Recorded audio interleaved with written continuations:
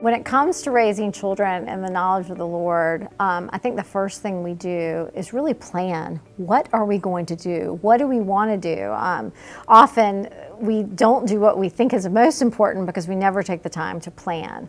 How do we want to get the scriptures into their lives? What verses do we want to memorize? Sometimes just taking 1 hour to really plan what we want to do with them can set us up for a lifetime of really helping them to know the Lord. The second thing I always encourage is to pray. Pray with all your might, because the reality is we can plan, we can do all these wonderful things with our children, but unless the Lord changes their hearts, they can't understand what we're bringing them to. So I really encourage prayer. The third thing, and yes, these are all P's, the third thing is to participate in the life of the church.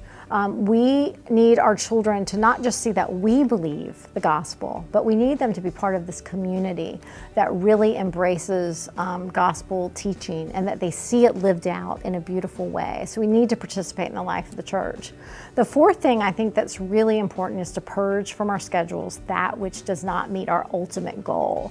So if my ultimate goal is to raise children who know about Christ, and my greatest hope is that they would come to know Him, I may have to not do certain things that other people in my community are doing. My greatest goal for them is not that they get a college sports scholarship.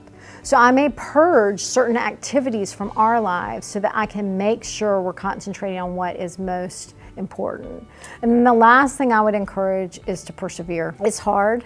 I like to think of life as what are the patterns of our home, then what did just today look like? And so you'll have moments when you're having family devotions and everyone is looking every which way and no one seems interested, and you will think, is anything we are doing getting through?